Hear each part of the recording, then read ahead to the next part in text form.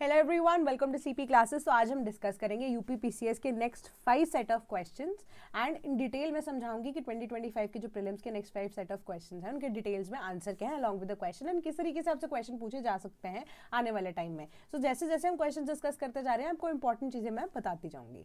Then question था आपका कि विच of the following events took place in the year of 1911, कि 1911 के अंदर इनमें से कौन सा इवेंट यहाँ पर नहीं हुआ है। ठीक है, partition of Bengal revoked, partition of Bengal है बट उसके आगे रिवोक्ड, रिवोक्ड मतलब वापस ले लिया गया। ठीक है, transfer of capital from Calcutta to Delhi, then Lucknow pact between Congress and Muslim League. तो अब सबसे बड़ी बात यहाँ पर ये है हमारे पास पार्टीशन ऑफ बंगाल, बहुत इंपॉर्टेंट यहाँ पर इन्फॉर्मेशन है इससे रिगार्डिंग, है ना। पार्टीशन ऑफ बंगाल की जब हम बात कर रहे हैं 1905 में हुआ था। तो इसमें क्या हो रहा था कि ईस्ट एंड वेस्ट बंगाल दो के बीच में डिवाइड हो रहे थे। असम एंड वेस्ट बंगाल जो है वो भी एक साइड पे यहाँ पर ईस्ट जो है बंगाल है उसके अंदर असम जाने वाला था एंड वेस्ट बंगाल जो है अलग से डिवाइड किया जाना था, राइट। तो इससे क्या हो रहा था, प्रोटेस्ट हो गया, स्वदेशी मूवमेंट एंड एवरीथिंग, है ना। तो उसको रिवोक यहाँ पर फाइनली कर लिया गया था इन द ईयर ऑफ, आप कह सकते हो 911, जो आपके क्वेश्चन की डिमांड थी। पहला आपका स्टेटमेंट बिल्कुल करेक्ट है। Then transfer of capital from Calcutta to Delhi, सबसे बड़ी बात, ये भी हमारा करेक्ट आंसर बनता है क्योंकि न्यू कैपिटल फॉर्मली इनॉग्रेट जरूर 1931 में हुई थी बट जो डिसीजन लिया गया था कि पहले हाफ में आप कह सकते हो कि अब एडमिनिस्ट्रेटिव बिल्डिंग्स बाद में बनी। ठीक है, 1931 के अंदर आप कह सकते हो कि फॉर्मल इनॉग्रेशन हुई बट उससे पहले जो प्लान जिसकी नींव रखे जाने की बात की जाती है वो 1911 में ही रखी गई थी। तो 1 और 2 करेक्ट है। तीसरी स्टेटमेंट इनकरेक्ट क्यों है, क्योंकि आपको वो पूछा गया था लखनऊ पैक्ट, कांग्रेस और मुस्लिम लीग का। अब नेक्स्ट आगे जो क्वेश्चन आएगा ना उसके थ्रू भी आप इस चीज को समझ सकते हो कि किस तरीके से कई बार जो क्वेश्चन है वो इंटरलिंक्ड होते हैं। ये लखनऊ पैक्ट जो है वो 1916 के अंदर हुआ था, 1911 के अंदर नहीं हुआ था। यानी कि एक एग्रीमेंट ऐसा इंडियन नेशनल कांग्रेस और ऑल इंडिया मुस्लिम लीग के बीच में एक United front against the Britishers जब इनको जाना था, तो इसी वजह से ये एक Lucknow pact Muslim all India Muslim League plus आप कह सकते हो कि जो कांग्रेस है उनके बीच में यहाँ पर हुआ था। Then consider the following events and arrange them in chronological order. Pune Pact, end of civil disobedience movement, Gandhi Irwin Pact and second round table conference. ठीक है, तो ये सारा का सारा अब आपको एक चीज समझ में आनी चाहिए कि end of civil disobedience movement, Poona pact, Gandhi Irwin pact, second round table conference, ये सारी की सारी किसके साथ, सिविल डिसोबीडियंस मूवमेंट के साथ चीजें डील करती हैं। अब अगर एंड हुआ है तो इससे पहले बाकी जो 3 हमारे पास ऑप्शंस दिए गए हैं, है ना, कि अब एंड से पहले पहले की ये ऑब्वियसली बातें चीजें होंगी क्योंकि अगर आपको इतना पता लग गया कि ये सिविल डिसोबीडियंस मूवमेंट के साथ ही है तो आप ये ऑब्वियसली बता सकते हो कि 2 नंबर यानी कि सेकंड नंबर क्रोनोलॉजिकल इवेंट में उसको एस्टैब्लिश करते हुए सबसे एंड में आना चाहिए। तो आप यहाँ पर बी एंड डी के बीच में ऑटोमेटिकली यहाँ पर चीजें जो है वो सेटल कर सकते थे। 2 ऑप्शंस को डायरेक्टली आप यहाँ पे एलिमिनेट कर सकते थे। अब क्रोनोलॉजिकल ऑर्डर यहाँ पर समझो, Gandhi Irwin pact, second round table conference and Poona pact. ठीक है, ये 3 चीजें हैं हमारे पास कि सबसे पहली चीज है गांधी इरविन पैक्ट, क्योंकि सिविल डिसोबीडियंस मूवमेंट जो 1930 में शुरू हुआ था उसके बाद गांधी इरविन पैक्ट जो है, क्योंकि गवर्नमेंट के साथ यहाँ पे सिविल डिसोबीडियंस करना था ना हमने, तो अब डिसोबीडियंस करते करते क्या हो रहा है, पिकेटिंग वाला इशू आ रहा था, है ना, तो जिस वजह से जेल भी हुई लोगों को एंड उसके बाद फाइनली गांधी जी जो है वो फास्टिंग के लिए भी बैठ गए, है ना। तो गांधी इरविन पैक्ट की जब हम स्पेसिफिकली बात कर रहे हैं तो वो 1931 में हुआ डिफरेंसेस रिजॉल्व करने के लिए। डिफरेंसेस रिजॉल्व हुए, उसके बाद सेकेंड राउंड टेबल कॉन्फ्रेंस हुई जिसके बाद जो मेजर आगे फर्दर डिफरेंसेस थे ब्रिटिशर्स के अगेंस्ट, है ना, एंड जो हमारी इंडियन कांग्रेस है, ऑल इंडिया कांग्रेस हुआ करती थी उस टाइम पे, है ना, तो वो कांग्रेस जो है उनके बीच में यहाँ पर गांधी जी जो है उन्होंने रिप्रेजेंट किया था इंडिया को भी, है ना, and all together second round table conference हुई, उसका भी कुछ ऐसा कुछ निष्कर्ष तो निकला नहीं था। फिर पूना पैक्ट होता है। अब यहाँ पर ना एक क्वेश्चन और समझो, एक बात और समझो कि हमारे पास जो गांधी इरविन पैक्ट है वो भी 1931 है and second round table conference है वो भी 1931 है। तो यानी कि अब क्वेश्चन का लेवल इतना ज्यादा बढ़ चुका है कि सितंबर यानी कि मंथ्स के बीच का भी डिफरेंस आपसे कई बार पूछा जा सकता है ना, जो कि इस बार यहाँ पर पेपर में पूछा भी गया आपसे। सेकंड राउंड टेबल कॉन्फ्रेंस सितंबर से दिसंबर, देन पूना पैक्ट सितंबर 24 1932 के अंदर हुआ फाइनली। अब आप देखोगे कि कम्युनल अवार्ड है उसको यहाँ पर ग्रांट किया गया था जो कि ये इंपॉर्टेंट चीज थी। अब सिविल डिसोबीडियंस मूवमेंट जो है 1934 के अंदर खत्म हो जाता है एंड इसको 1931 में इनिशियली सस्पेंड जरूर किया गया था गांधी इरविन पैक्ट के टाइम पे, but it continued restarted in 1932 and failure क्योंकि हुआ था, मैंने सही बताया ना आपको कि सेकंड राउंड टेबल कॉन्फ्रेंस का कुछ निष्कर्ष नहीं निकला था एंड फाइनली इसको कॉल ऑफ कर दिया गया इन अप्रैल 1934। तो करेक्ट आंसर हमारे पास बनता है option number D. Then as per India state of forest report 2023 which of the following districts in Uttar Pradesh had forest cover more than 20% of the total area. बिल्कुल डायरेक्ट क्वेश्चन है, डायरेक्ट स्टेटमेंट बेस्ड क्वेश्चन है। इस तरह के लिए अगर आप देखो ISFR रिपोर्ट हमारे पास हर 2 साल में एक बार आती है ना, 2 साल में एक बार ISFR रिपोर्ट आती है। उसके अंदर आपको करना क्या होता है, कोई भी स्टेट का अगर आप एग्जाम दे रहे हो, अगर तो UPSC का दे रहे हो तो आपको क्या करना होता है, इंडिया के बारे में तो पता ही होना चाहिए, रिलेटेड टेबल्स ISFR के वॉल्यूम 1 में दिए होते हैं। तो ISFR की जो वॉल्यूम 2 होती है उसके अंदर स्टेट वाइज यहाँ पर डेटा दिया होता है।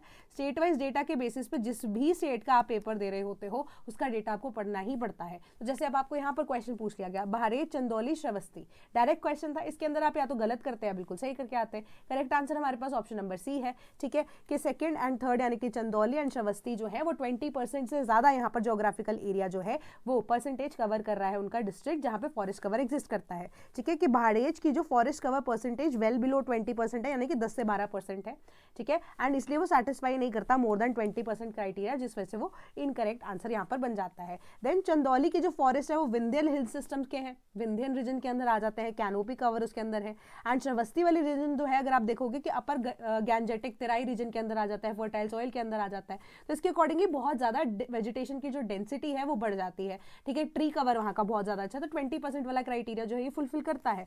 बहराइच जो है despite housing the Katarniya Ghat wild life sanctuary has extensive agricultural land reducing the overall forest proportion.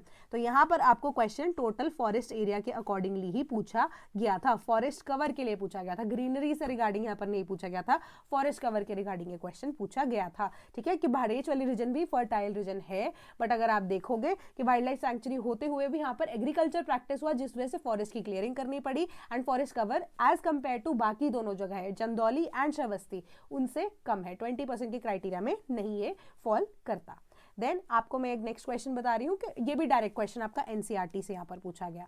Coal field से रिलेटेड क्वेश्चन हमने देखा था कि लास्ट जो आप वीडियो मैंने कराई थी फर्स्ट 5 क्वेश्चंस के अंदर भी वहाँ पे आपको पूछा गया था, but that was in context of world geography. अभी आपको यहाँ पर पूछा गया है इंडिया के कॉन्टेक्स्ट में कि विच अमंग द फॉलोइंग, यहाँ पर 1 2 गलत हो चुका है, 1 2 3 एंड 4, ठीक है, ये वाली नंबरिंग आप देखेंगे, मालोंग अरुणाचल प्रदेश, रानीगंज वेस्ट बंगाल, रामगढ़ झारखंड, तालचेर ओडिशा।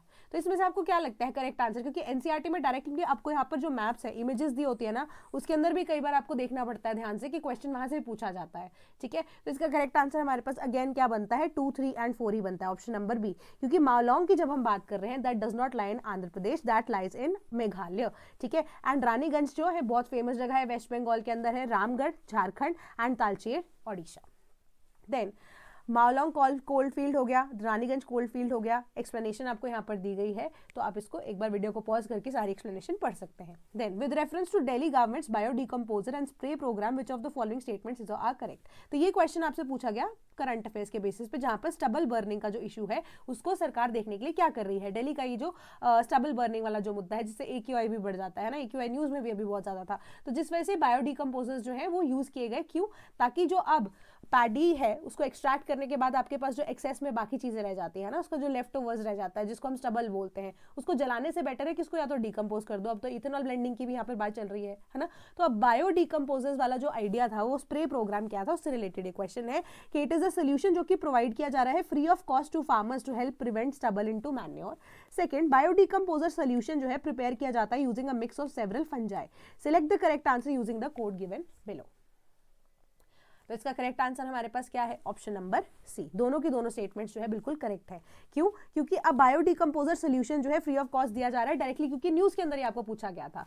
क्यों, क्योंकि दिल्ली के डिपार्टमेंट ऑफ एग्रीकल्चर के अकॉर्डिंगली जो 50,000 से ज्यादा जो फार्मर्स है NCR रीजन के अंदर, उनको ये फ्री ऑफ कॉस्ट में दिया गया ताकि जो पराली जिसको हम क्या बोलते हैं स्टबल, वो ना जलाई जा सके।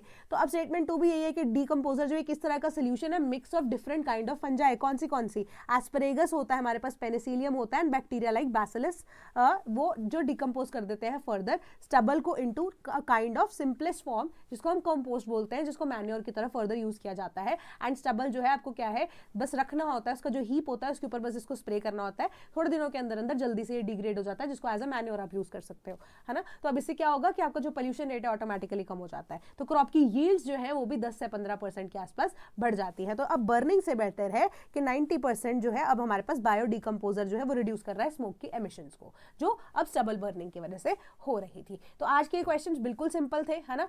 And foundation batch for UPPCS 2026 हमारे पास अवेलेबल है। In case if you are interested in buying this, तो मैं आपको ये बता देती हूँ कि बैच के इंक्लूजन्स क्या क्या है। यहाँ पर आपको यूपी की जीके एंड इवन की आपकी जो ये कंप्लीट जीएस है, ठीक है, जीएस में भी उस लेवल की जीएस जो कि यूपीएससी की प्रिपरेशन भी आपको साइमल्टेनियसली करा सकती है, क्योंकि अब अगर आप पेपर का लेवल देखोगे बहुत ज्यादा बढ़ चुका है, सेम ही लेवल की तैयारी अब आपको करनी पड़ती है। एनसीईआरटीज भी आपके यहाँ पर कवर्ड है, मॉक टेस्ट फॉर प्रीलिम्स आपको यहाँ पर दिए जाएंगे, मेंस के जो मॉक टेस्ट है वो प्रोवाइड किए जाएंगे, पीवाईक्यूज एक्सप्लेन किए जाने हैं प्रीलिम्स एंड मेंस के, वो आपको यहाँ पर कंपाइल्ड पीडीएफ मिल जाएगी। एंड मेंस के सब्जेक्ट वाइज आपके टेस्ट भी हैं, ठीक है, एंड मॉक टेस्ट भी यहाँ पर कंडक्ट कराए जाएंगे, full length as well as half length as per the pattern of the syllabus. And current affairs भी आपके यहाँ पर कवर किए जाएंगे, स्टेट वाइज भी, national and international important current affairs की भी पीडीएफ आपको यहाँ पर प्रोवाइड की जाएंगी, all at a price of 19,999।